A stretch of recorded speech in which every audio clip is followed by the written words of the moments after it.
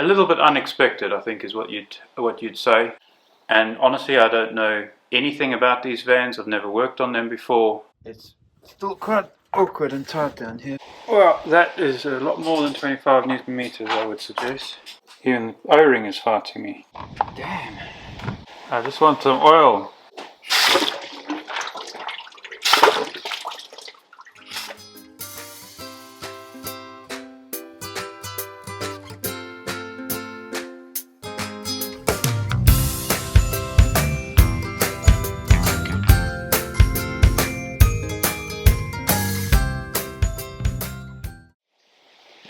Hi everyone, and welcome back to Waterhouse Forde. Well, as the saying goes, now for something completely different. What you see behind me is a VW camper van that we've recently purchased. It was a little bit unexpected, I think, is what you'd say. Something we've been thinking about for a while, but yeah, this one came up. We saw it. It kind of ticked all the boxes, and it was at the right price, and so we thought, why the hell not? It needs a little bit of work, not a lot. Mostly it needs a service, so I'm going to be doing that myself. But the first thing I want to do, and that this video is going to cover, is we do have a little bit of a fuel leak underneath. It's a very slow one. It must be on the pressure side, because after a while, after stopping the engine, it stops. So it must be on the pressure side. And honestly, I don't know anything about these vans. I've never worked on them before. So everything that I'm going to be doing on this, I'm going to be basically learning as I go. But I thought, given that it's probably going to take up a few days of my time, it might be worth filming and sharing with you. Obviously very different to the kind of content that we normally publish. But as I said in a few videos ago, you know, I am broadening the scope of the channel, starting to include a lot of the other stuff that we get up to, and the other projects that we do. And well, this is one of those. So probably the next couple of videos will be me working on this. As I said, I'll take you on a little walk around in a minute, show you a little bit about the van so you can get sort of introduced to it. But really the main things I want to do, or that need doing, obviously we need to sort out the fuel leak. That's job number one. Job number two, I have purchased all of the parts to do a full service on the engine, replace the transmission oil, replace the coolant, etc., stuff like that. In the future it will need brakes, a full brake service from front to back, replacing discs, pads, and probably replacing the brake fluid. Or at that time we'll also check the brake pipes and just make sure that they're all okay, and if any need replacing we'll do that as well. But that's definitely a good probably 6 months down the line. It doesn't need to be done now, and so I'm not going to do it now and kind of waste the money. But definitely the discs are showing signs of needing doing. The pads are actually still good in terms of the amount of wear that they have.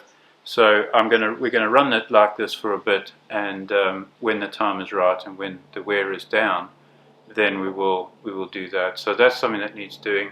Another job that needs looking at, and again I'm not entirely sure on exactly how to do it, but the locks on the two front doors need looking at. So the driver's door locks and unlocks fine on the central locking, but when you pull the handle you actually do have to yank it in order to get the door to open, which is not right. So we're going to take a look at that. I imagine something's worn, and possibly we need to replace either the lock and or possibly one of the linkages, something like that. The passenger side door, not the sliding door, the front cabin door, the central locking mechanism is faulty. It doesn't always lock and it doesn't always unlock, which is obviously super inconvenient. It's got something to do with the deadlock, because even when it's locked and it's failed to unlock, you can't physically pull it up. The deadlock is holding and preventing it from coming back. So I suspect that's probably just going to be a case of replacing that lock. But yeah, again, I've never done a job like that on one of these, so we'll have to get into that. I'll have to learn as we go, and we'll probably take you on that journey. So yeah, look, I I hope this is interesting to some of you. Like I say, very different to the kind of content that we normally put on. But I think it'll be interesting, and I think that hopefully some of you will either enjoy the content and or possibly even learn something as we go. As we're learning anyway, or I'm learning as as I do the job. So yeah, so let's jump into it. I'll take you for a quick walk around, and then I will show you, if it's hopefully doing it, I'll show you the fuel leak, or at least show you where it's coming from. Now, for that, I'm going to be working underneath the van. You can see I've got it up on ramps at the moment. Again, going to be difficult to film under there, so whether I'll be able to film all of that, not entirely sure yet. But certainly once I've established what the problem is, then I'll bring you up to speed, and we'll see how we go with that. So here we go. Okay, so the first thing to know is it's a 2007 model. It's in pretty good condition for its age. The body is in really good condition. Sorry about the lighting. This is a barn outside. But yeah, it is in pretty good condition for its age. It's had quite a lot of work done to it. Opening this door, you can see in here all the upholstery has been redone. This is Steel and Stitches is the brand. And then it's had a new entertainment system fitted as well. Other than that, it's in pretty good condition all round. No real rust in any of the usual spots. Seems to have fared very well and or been repaired at some point. But if it has been repaired, it's been done very well. Oh. That's not very clear, is it? Let me see if I can get the lights on. I don't know if that'll make any difference, but let's see. This has interior lights. There you go, hopefully that. So it has what they call the, it's a rock and roll seat. So basically this back seat, you pull that lever down the bottom there and you pull it forward and the whole thing folds down into a bed, essentially.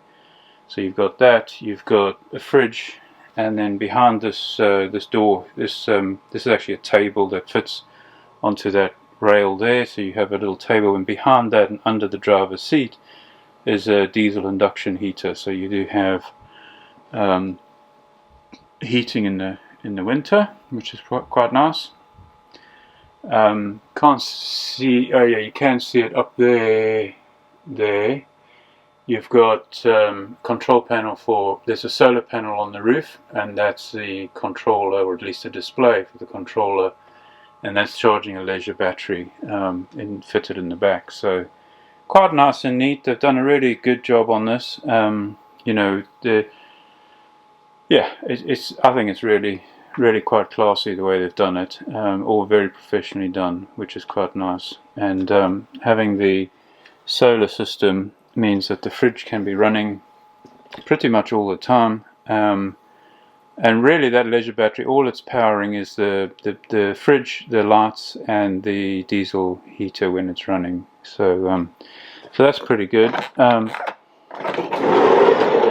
Tinted back windows, so the rear windows have been tinted, and you've got these wheels they're obviously aftermarket wheels, 20-inch rims and low profile tires, and then the suspension on the van has also been lowered, I believe by 40 millimeters. So it does give it a nice, quite a nice stance when it's standing flat. Obviously it's not standing flat at the moment. But yeah, it's been, like I said, very tastefully done. And in the back, so no windows in the back, so it's completely closed, and you've got double doors, and of course this is the back of what they call the rock and roll seat. So when that folds down, you can see that then it's going to form a nice bed.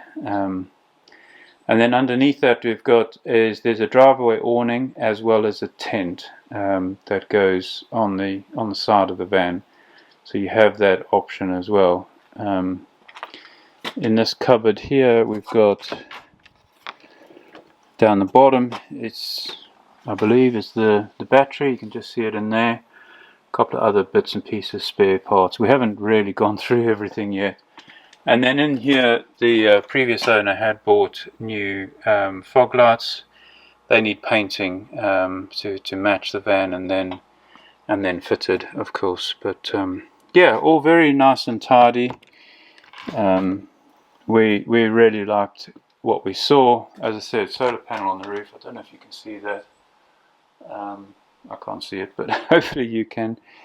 But yeah, as soon as we saw it, we kind of thought, oh, actually, that's it's been very tastefully done, and will give us what we want from a camper. So the general idea of it is for us to to have pretty much nights away. We're not going to spend a huge amount of time, not weeks and weeks in it, but just nights away when we can.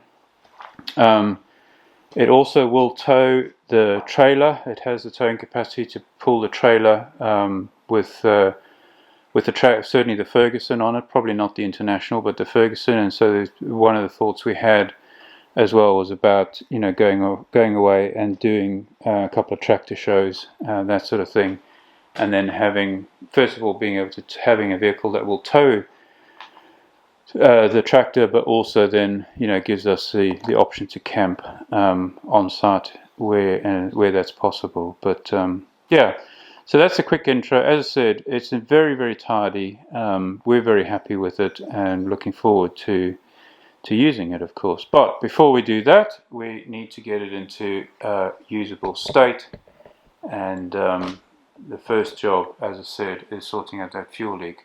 So I'm just going to take you down under the van now and try to show you what's going on there. Okay, so we're on the side, coming in from the side here, and you can see this large panel here. So this is sitting just behind the engine. In fact, sitting just behind the subframe, the front subframe. And it's not doing it at the moment, I don't think, but when the tank was full, it was leaking. It was basically dripping from this panel. So all these little bolts that you see sticking down, each of them, it was dripping from there. So obviously it could just be because it was over full, or was because it was very full. But I think that there's probably a loose, or possibly even a what do you call it, a broken pipe or something. The fuel tank is here. That's the fuel tank there, and then this panel, I imagine, is a service panel for the connections to the tank. That's what I'm imagining. Like I say, I don't know anything about this. So my plan is basically to take this panel off and see what I can see, and then go from there. Essentially, again, I don't really know what I'm doing. I'm just finding my way and trying to work out what the problem is. So I will update you once I've got that panel off. Okay, obviously we're under the van now.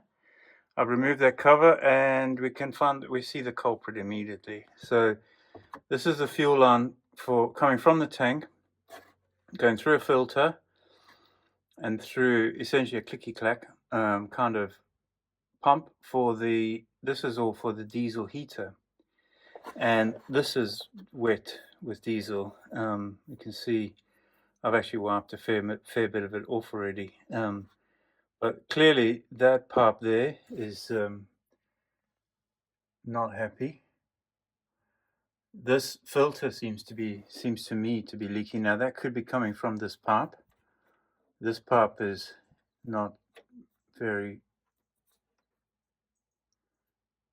so all of this is weird. This pipe is not great, and I'm not convinced that this is the right quality pipe, unfortunately. So on this side of the pump, it seems fine. This one actually feels a lot better, but this one, and it's interesting because this is the low pressure side, but that actually feels like a different pipe to me, and clearly that is not happy, although that actually doesn't seem to be leaking at the moment, but that needs replacing. But this filter itself is not good. So what I'm going to do, I'm going to quickly try and measure. I've got the calipers. I brought the calipers down with me. I'm going to try and measure what that, at least that diameter needs to be for this pipe. And we're definitely going to replace this one. I'm going to research, see if I can find a better quality filter to go on there. And we'll definitely be replacing that as well. There's just this connecting piece here. I'm hopeful that this pipe is going to be fine and that this pipe is going to be fine, because obviously both of those would be very, very difficult to replace. We'd have to remove all the panels underneath here, which is not going to be very easy. But now what I've done, I don't know if this is going to work. I brought the remote for the diesel heater with me. Here it is here. I'm going to try switching this thing on. I don't know if it's going to work from under here.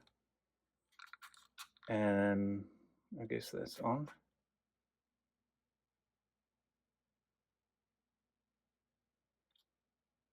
Maybe not. Maybe this one. As I say, it may not work under the van.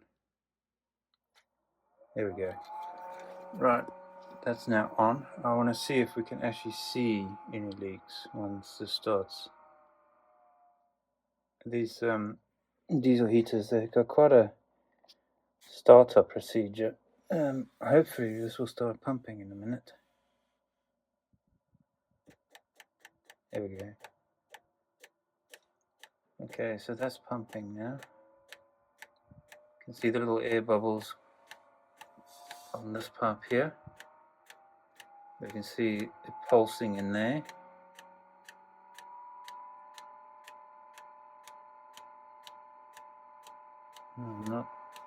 Not seeing any immediate obvious leaks, but let's see how we go. There seems to be a lot of air in that line. There shouldn't be that much air in the line. I actually think that this is sucking air, probably from this filter. And there we go. You see the oil, the diesel starting to leak out there now. So this is definitely our problem here, this connection here. And that's actually leaking back onto the filter. So the filter itself may be fine, but if I can find one, I will replace it anyway. Amazing amount of air coming out of there, which is not good. And now we can see we're just about to get a drip there. See? So I'm going to switch it off now, and actually we've got a leak here as well now, which is unfortunate because that pipe is not going to be that easy to replace.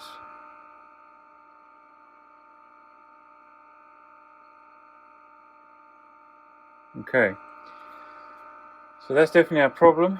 I'm going to stop recording now, work out what we're going to do, and then I'll come back.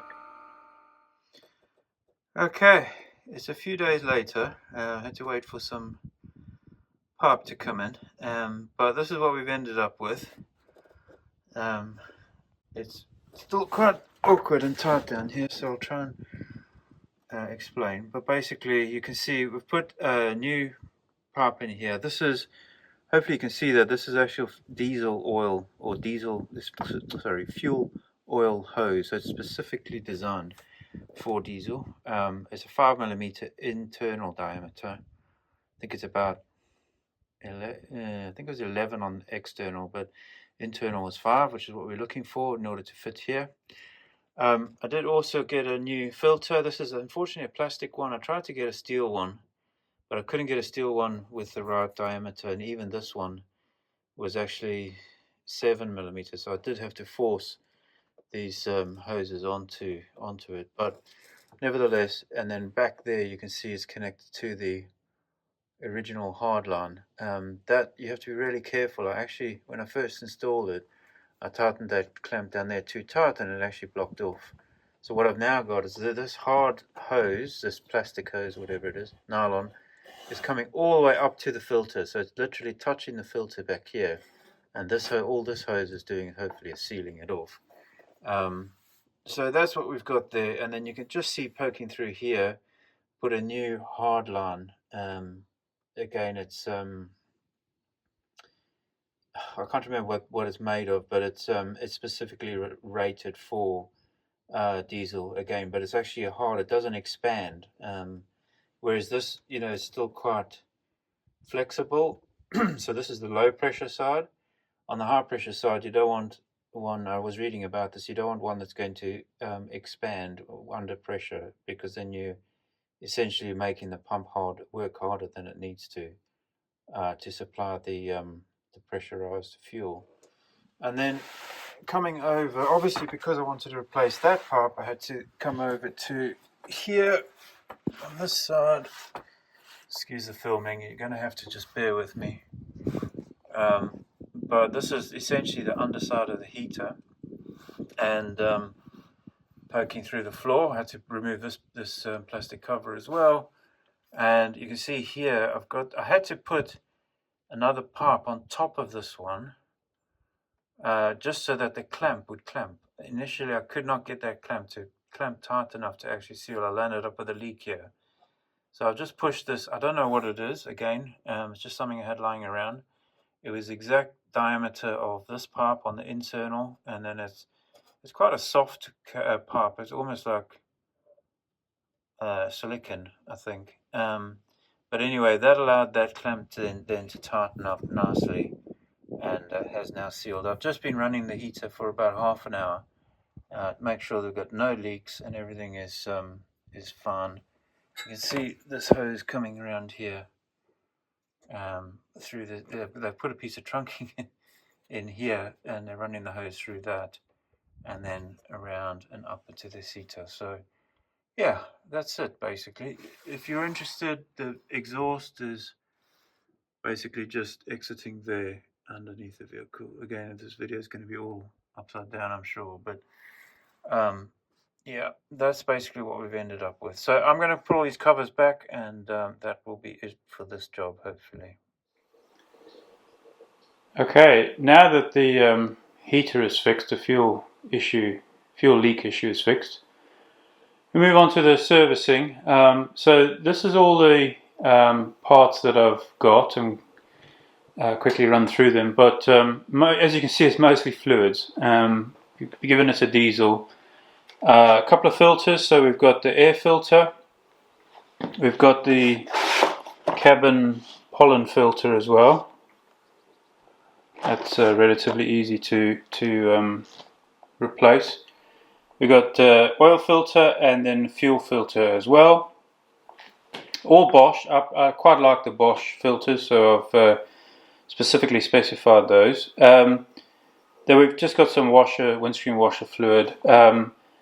Coolant. Don't know when this coolant was last changed. Looking at the service record, I can't see an obvious date when that was done, so we're just going to do it anyway. It's due a transmission fluid replacement, so we'll do that. And then we've got engine oil. Went for the 5W30, which is recommended for this engine. And then we just got a sump plug. It was relatively cheap, so I thought I'd just replace that anyway. So that's what we're going to run through now. Just a word here. So I purchased all of this from a company called Autodoc. I'll put a link to their website in the description of the video.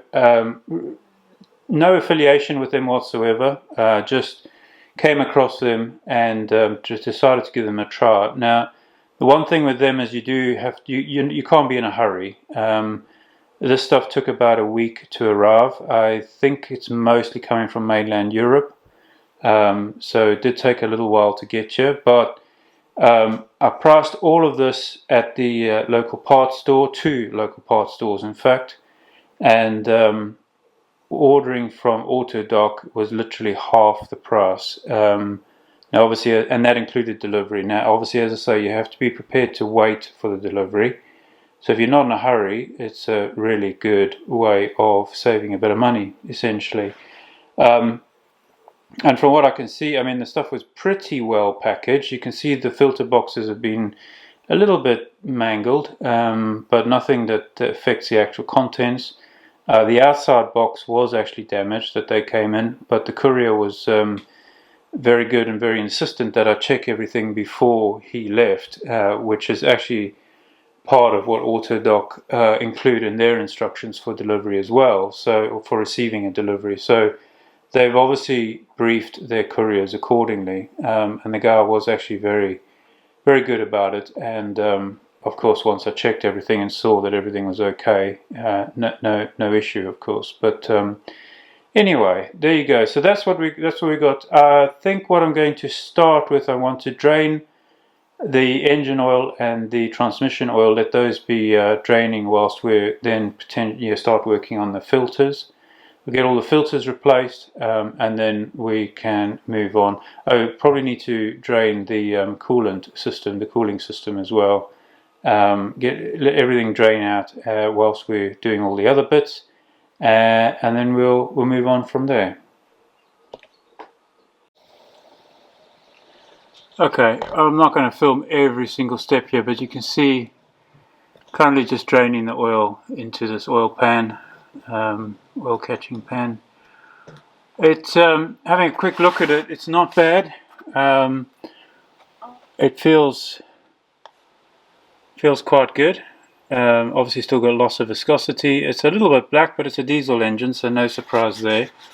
I suspect that I don't think that this oil has done many miles, if that makes sense. So, despite it being a year since it was serviced, I do know that the van hasn't done a lot of miles since it was serviced. So that rings true. Looking at this oil, it's a very thin oil. 5W30 is what's recommended. So yeah, very happy with that, and no chunks, no lumps, no sludge, nothing coming out of there. So.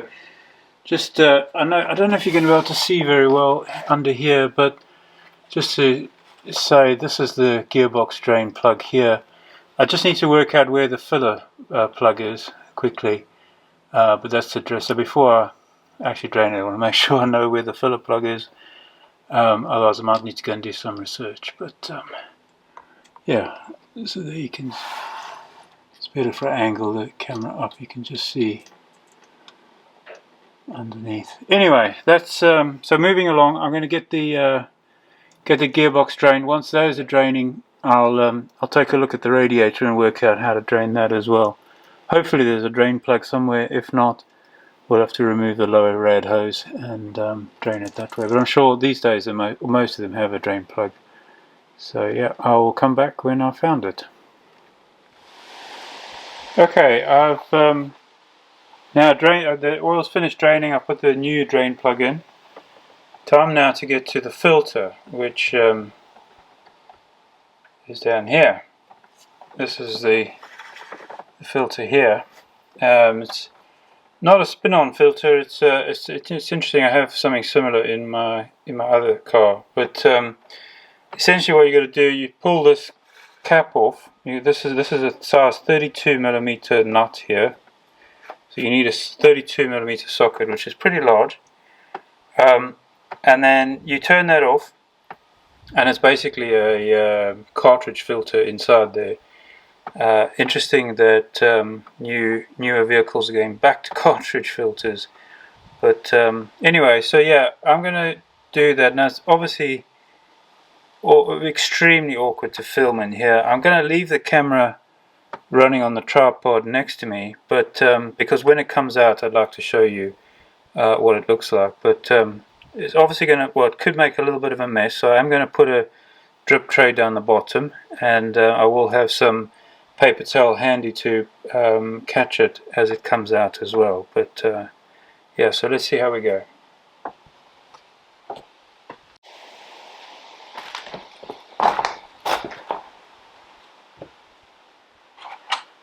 Okay, so I have a 32 socket. I've also put a whole bunch of extensions on so that I can run the ratchet up top here. Now this is, they say on the lid, it actually says to torque this lid to 25 Newton meters, so it's going to be reasonably tight. That was my ratchet. Slipping, I might need to get the other one. Yeah, let me go get the other one, this one's rubbish.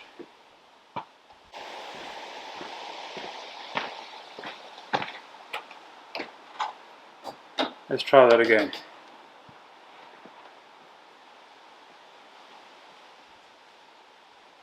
Well, that is a lot more than 25 Newton meters, I would suggest.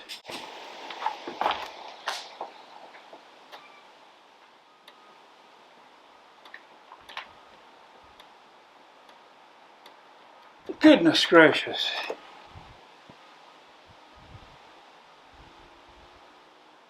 Now that thing is plastic, so you can't heat it, you can't hit it.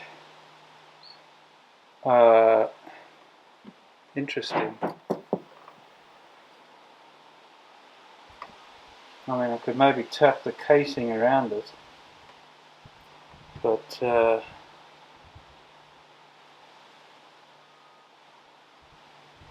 yeah, interesting. Definitely a lot tighter than I was expecting it to be. Let's just try again.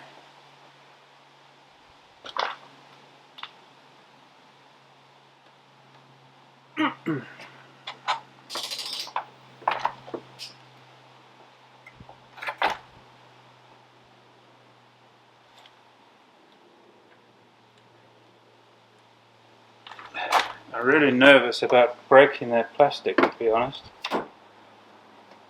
So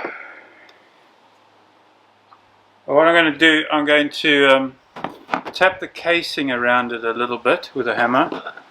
It's an aluminium casing that it screws into. I'm just going to tap that very gently, see if I can give it a couple of shocks. But I'm also going to get some coil. I can't see how the coil is going to get in there, but I'm going to put some on anyway, just to on the off chance that it actually does manage to penetrate. That is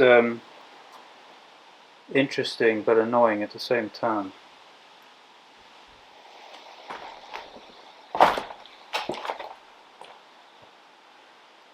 Okay, got the coil. Try and get some on here.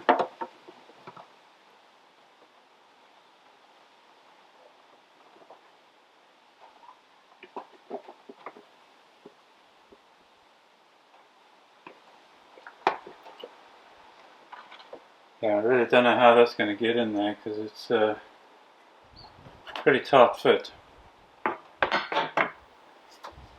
Just give it a couple of taps.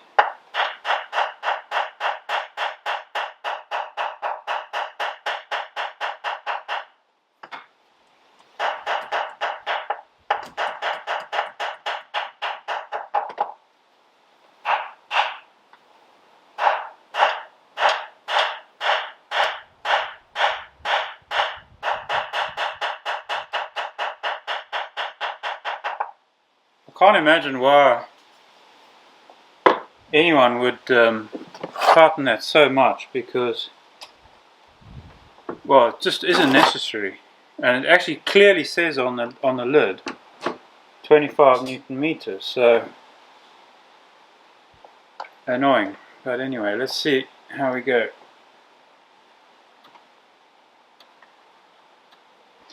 I suppose I could try the impact.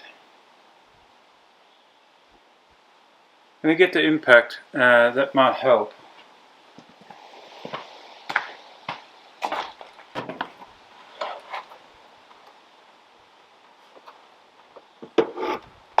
Now with the impact, you want to go straight on the socket, if possible.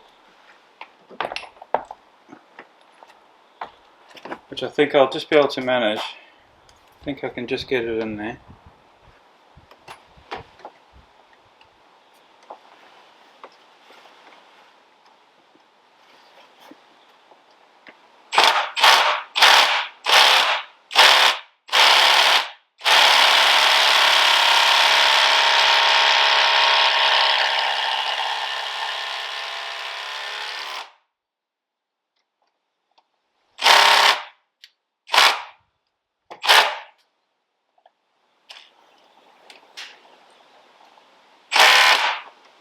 Unbelievable.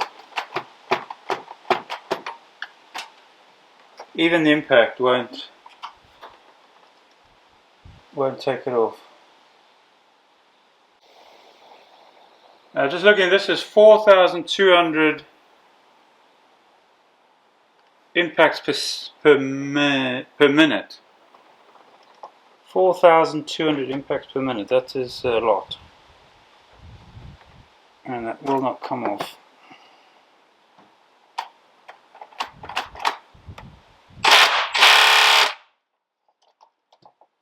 Right.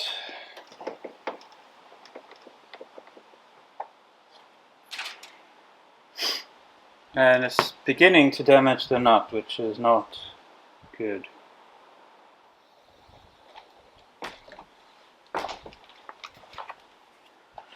Okay, I think I managed it. Incredibly, I had to put this piece. Well, first of all, I went and got this industrial socket set that has a. Oh, I can't get the socket off now. Just hang on. There we go. So the socket is basically a six-sided socket rather than the sort of multi-pattern, multi-spline, multi-point pattern that the other socket had. The problem I had with this is that I didn't have enough extensions because this is as much as I've got. But what I managed to do, I did smack the lid on the plastic quite a few times with a hammer.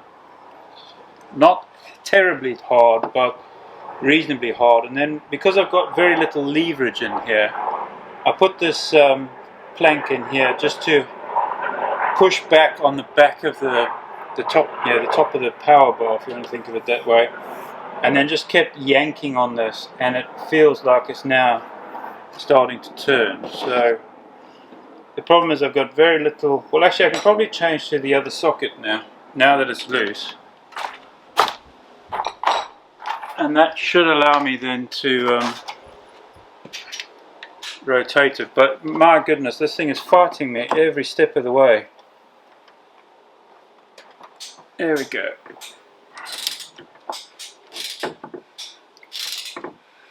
It really should not be that tight. That I don't know what people were thinking. But anyway, there we go. Right, that's now loose. Hopefully I can pull it out by hand now and show you what we've got. Now, of course, it's best to do this with the oil drained.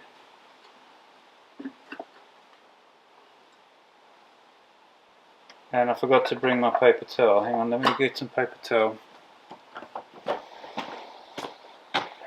Okay.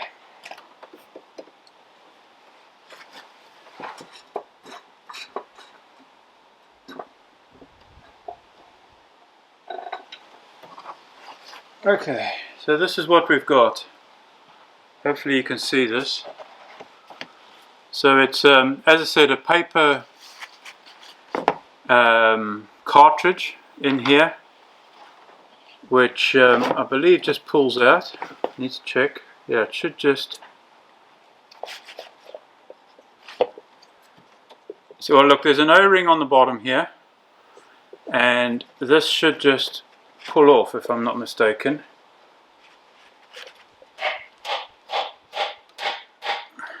Making a mess here. Okay, I need to go and check exactly how this comes off, but oh, there we go, sorry. Yeah, so the top pulls off. I thought that this comes out as well. I'll need to check the new one. Maybe the new one comes with this end piece. On my other car, this end piece actually comes out, and it's only the canister, the paper canister, that you replace along with the oil, the O-rings. And I don't see one, but there was, on my other car there's an O-ring in here as well. So interesting. All right, so look, that's it. That's the oil filter. Bit of a surprise that was so tight, but we'll put that down to experience, I suppose.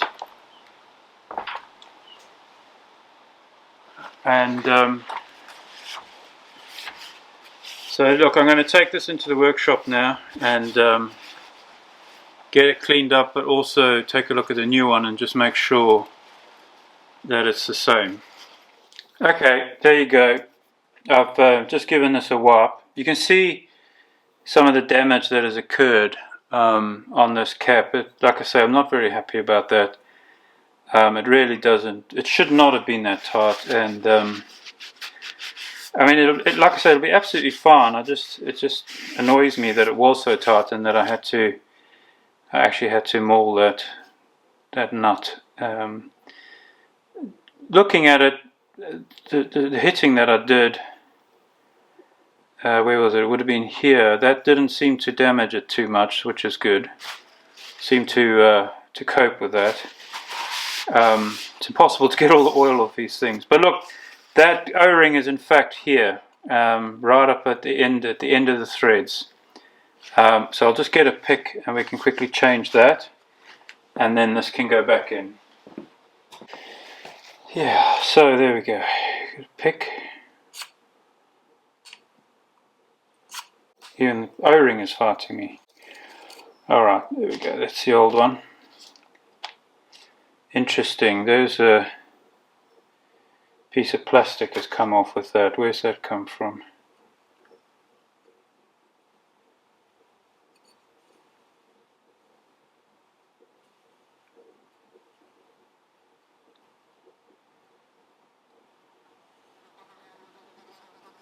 Interesting. I don't see where that would have come from. I wonder if that was stuck under there from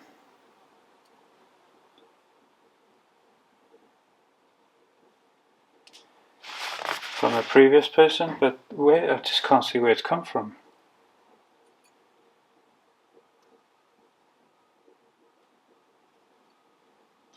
Maybe there.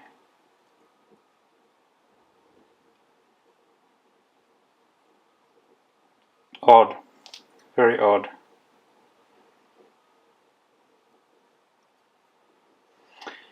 Oh well. Right, let's get this new one on. We'll just lubricate it a little bit.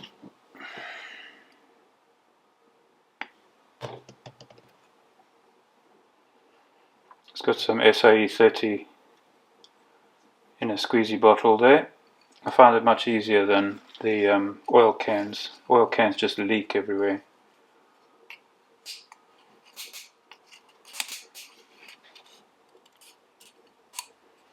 There we go.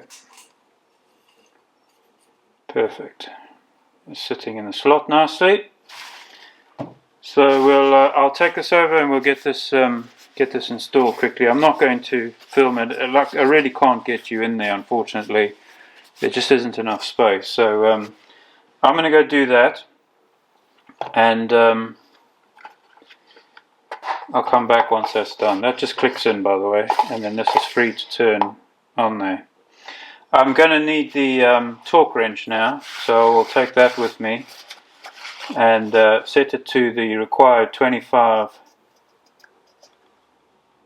plus or minus 5 Newton meters. So yeah, we'll get that installed quickly.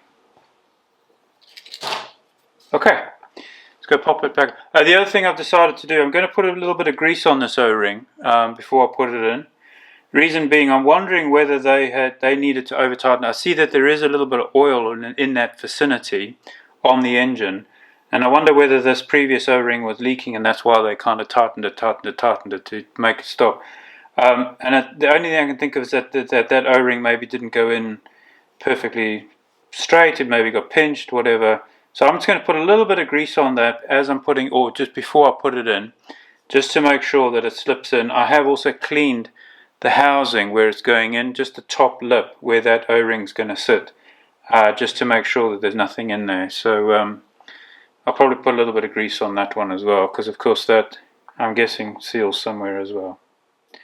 Okay, we'll come back when we're on the next job. Okay, hopefully this oil cap is not too tight.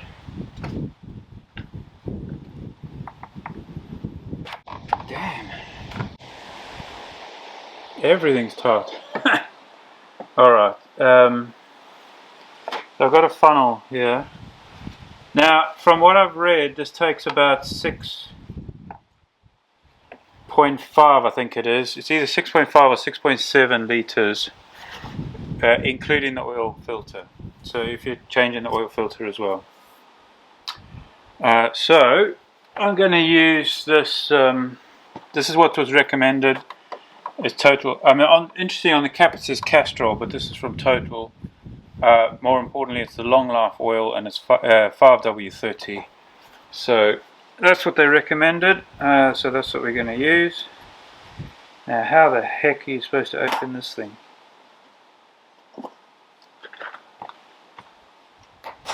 Oh, I see. Very posh. It's got a pull-up spout. I don't know if you can see this, but and then a thing in safety seal inside as well. There we go. So this is 5 litres, so we'll throw the whole lot in, and then I've got another 2 1 litres, so we'll put the first one in, and then the second one we'll do once we've run the engine for a bit, fill the oil filter, etc., and make sure we get the level right. And of course we'll also need to do that once the van is standing level again, because at the moment it's standing up in the air, front up in the air.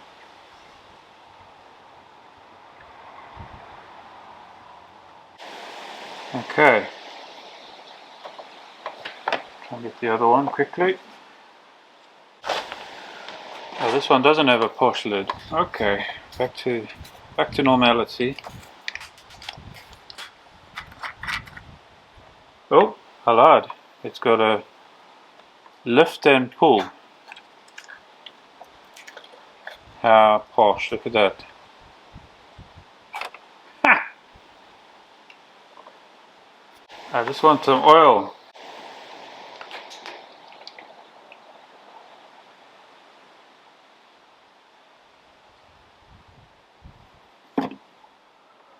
There we go. Good. Right, that can that'll be enough to get it running. And then we can top it up once we're done. I've had a look. I don't see a drain plug for the radiator, unfortunately, so I'm going to remove the bottom hose here where it goes into the engine, and that should drain most of the water out, most of the coolant. Yeah, there we go. That's empty now. Who would have thought such posh fittings and stuff on oiled cans, right? But anyway, there you go. So we'll get that buttoned up.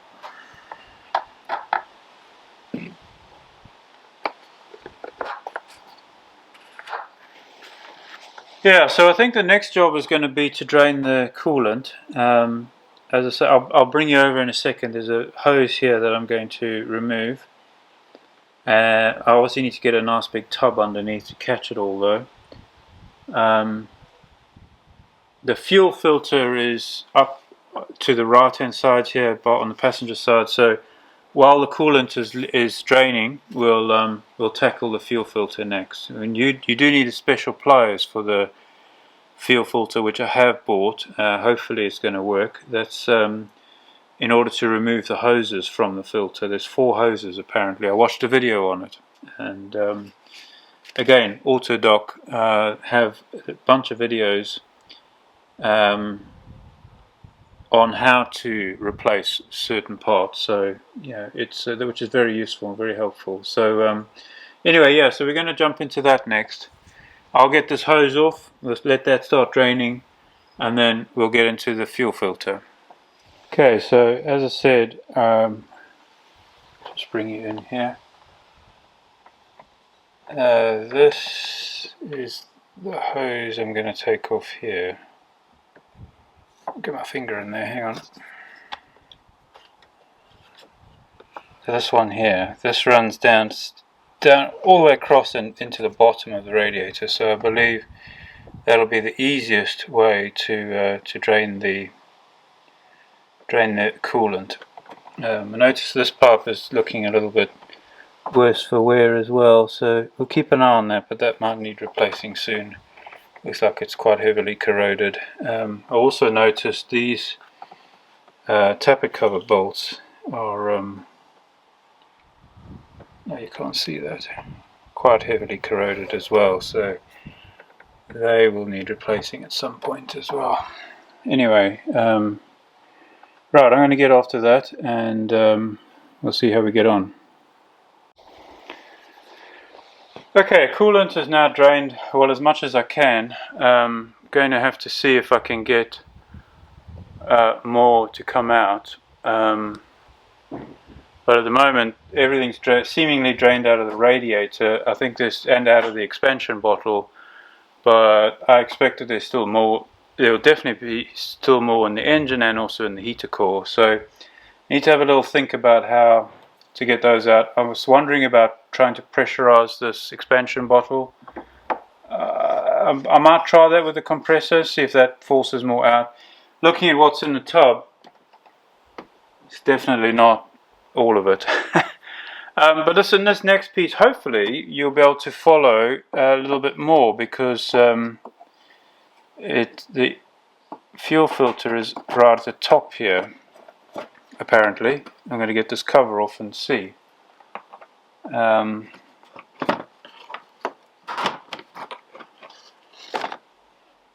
Okay, that's the battery. Where's the fuel filter? Ah, fuel filter's here. That's right, we've got to take this expansion bottle off anyway. So, yeah, let me got a couple of pipes to take off, electrics, a couple of bolts, and then it should just flip out of the way, and the fuel filter sits right here. I'm going to bring you in a little bit closer if I can. Okay, so the first thing I want to do is get these electrics off, which I believe should just pop off like that. Get that out of the way. So I think what we'll do, we'll take these two screws out. There's two screws here, and then we'll take this pipe off here, and I think that one can stay on because this then should flip that way. So let's get this pipe off first.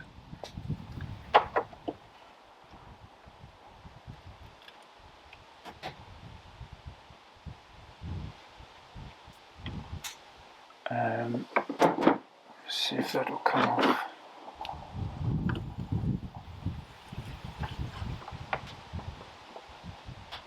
There we go. Okay, get that out of the way. And then we need to, there's a couple of starboard bolts here.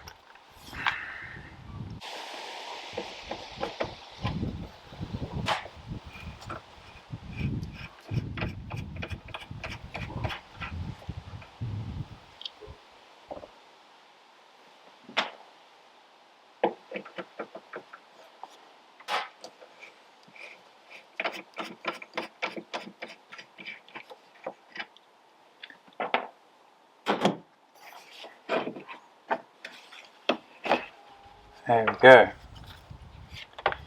That can sit there. Right, so this is the fuel filter. Yeah, you can see that.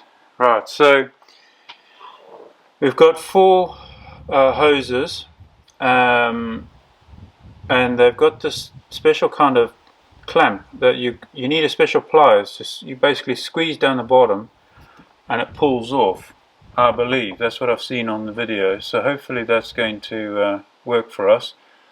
I'll go get the pliers. We might have to lift it up a little bit. It's got a clamping bolt here which looks like a 10mm. So I'll bring a 10mm socket as well. And yeah, let's get to it. Okay, so first of all, these are these pliers that I was telling you about. They kind of clamp, and apparently that's needed to release some clamps on these pipes. I want to release this clamp that's holding the filter down here first, and bring it up a bit, because this shroud I think is going to stop us from getting the pliers in there. But that looks kind of rusty, so I'm just going to quickly throw some Croil on that.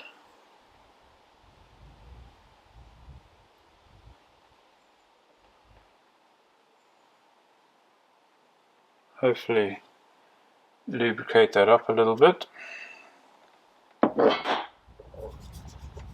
and see if we can loosen that.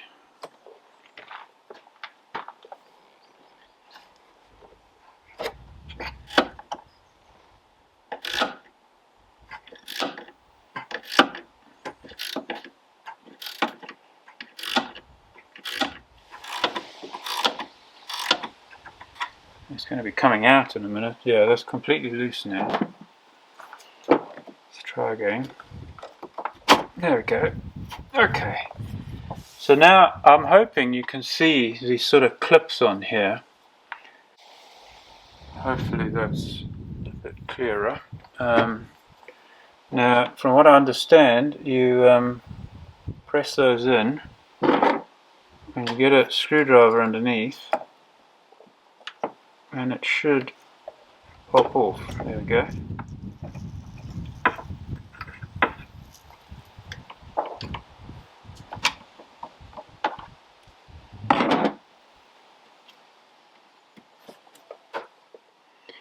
Now I guess you need to remember where these go, although they're obviously quite well formed, you know, so I don't think you're going to have too much issue with that.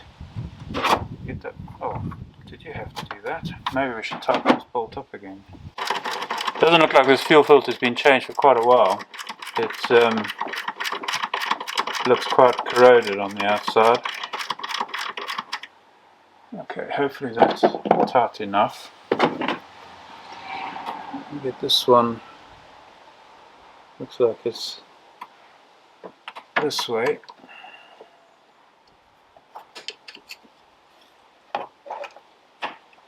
There we go. Okay, a little bit of fuel, but not to worry. We're on a soil floor here, so it'll soak it up.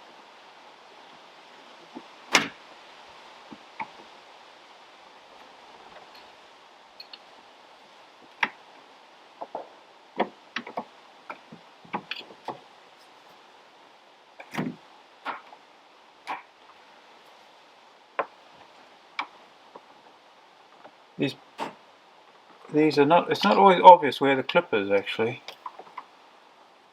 I'm not even sure I've got this one, to be honest. Is it this side? Oh, okay, it's definitely not that side.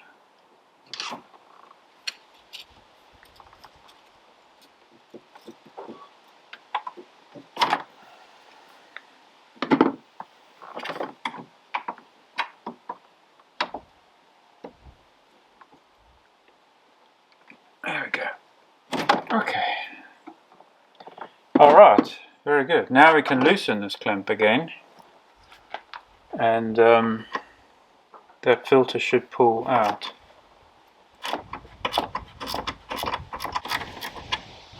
Okay.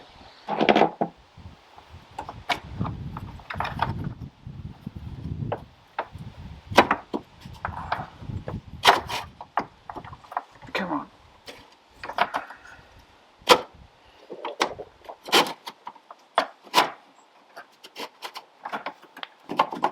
Yeah, it's quite tight in there.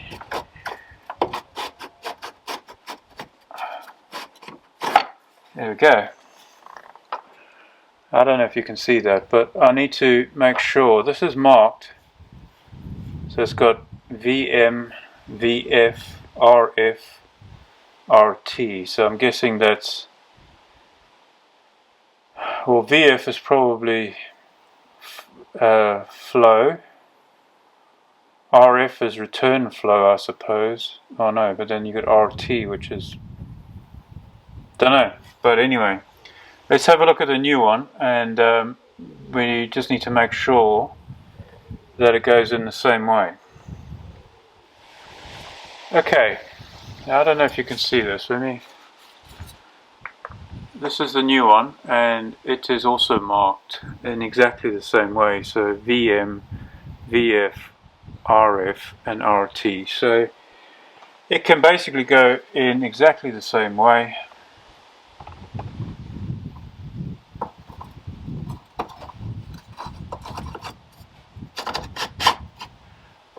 Now I'm wondering, before I put this in, maybe too late.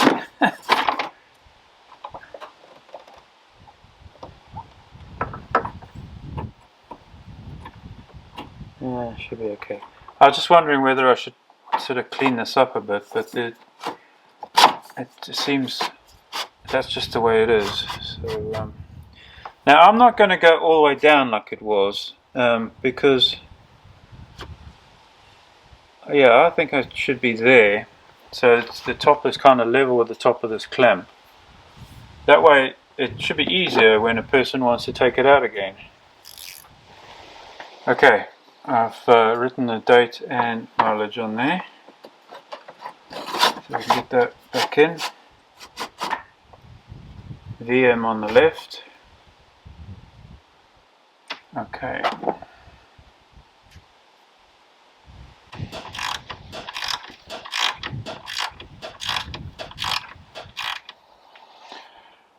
Okay. Battery on the camera died there. Luckily I caught it just as it was going off, so I don't think you've missed anything. I have just put the pipes back on. I've just tightened up that bolt. That's now nice and firm and ready.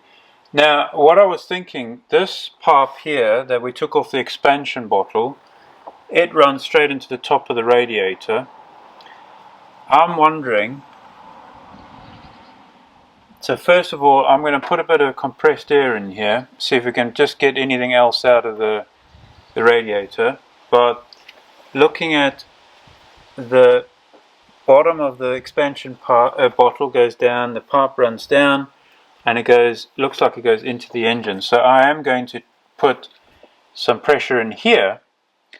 Can you see what I'm pointing at? Yeah.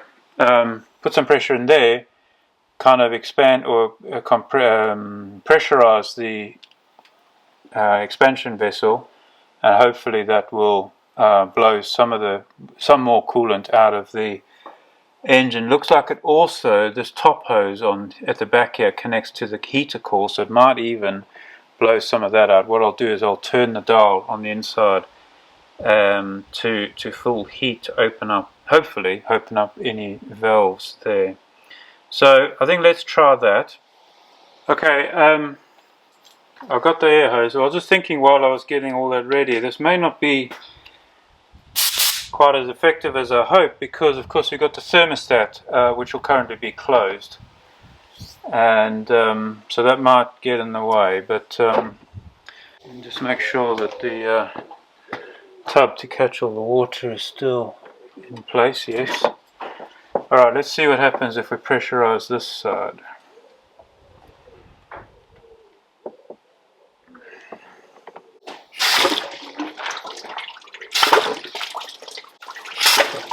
Oh, it's quite explosive down there. I might want to push the tub out a bit. I might need to turn the pressure down on the compressor, but let's see how we go. Or maybe just not make quite as good a seal here.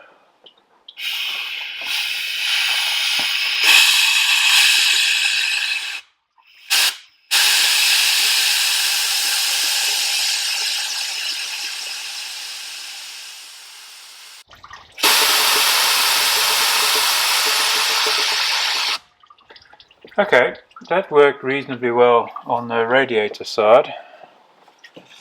Let's try on the engine side.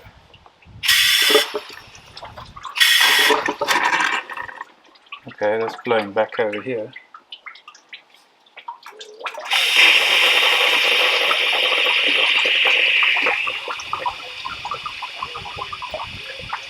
Quite a bit more coming out of the radiator, interestingly enough, and not out of the engine.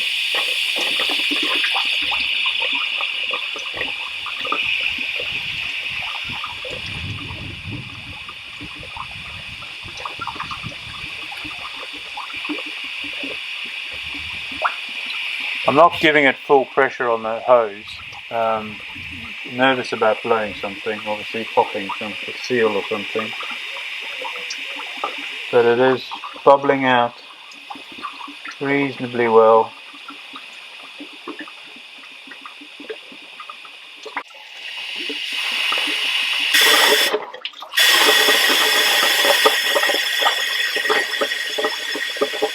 Giving it a little bit more now.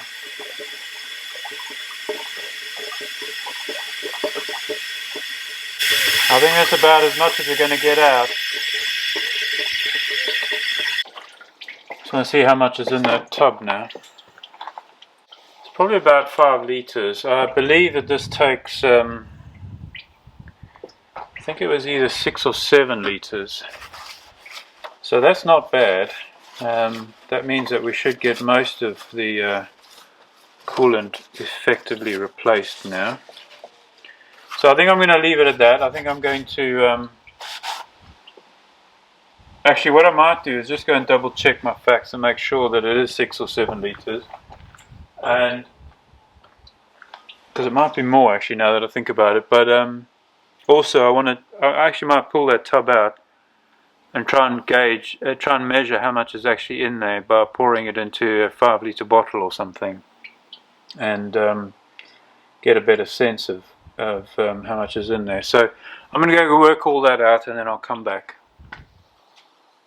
Okay, quick update. That was I measured that out using a 1-litre jug, and we got 6 and a little bit litres. The full capacity of this system is 7.1 litres, so we're about a litre short roughly, which I'm happy with. That will be sufficient. Obviously it'll be a little bit diluted with the old stuff, as in mixed in with the old stuff, but that is sufficient for our purposes. So we'll put all this back together now. Put this expansion bottle back on, and then we'll basically start filling it with a bit of coolant. We might not get all of it in until we get the engine running. I'm just putting a little bit of Croil on these screws because they're a little bit rusty, and hoping that will protect them a little bit longer. Okay, get this hose back on at the back and the clamp. Okay, right, that's back together. This divider thing went in here. I'm not quite sure what it's for, but it just seems to sit there, which is interesting. Fine. Right, I'm going to have to move the camera to get to the hose, the bottom hose there. So I'm going to set that. Well, I'm going to do that, and then I'll come back when we're refilling, I guess. Okay, that was relatively painless. That bottom part went on real easy. Oh, I forgot this cable. Yeah, that bottom part went on relatively easy. To be fair, it came off relatively easy as well when I was taking it off, which is good to know.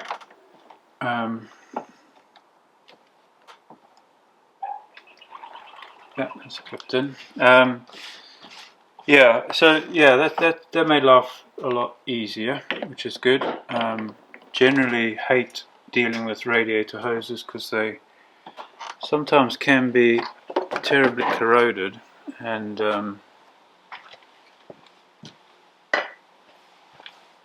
then also they don't always reseal when you put them back on nicely because they're corroded. But this one was really fun. No issues whatsoever. Alright, so I've got 8 litres of coolant here. It's again what was recommended by Autodoc, so we'll see how that goes. See if I can get this in without messing too much. This is the green one. Now I did check, they did say on this one that it can be mixed with any other coolant, because some of them you've got to be careful. You can't mix them, but this one says it's safe to mix with all types. So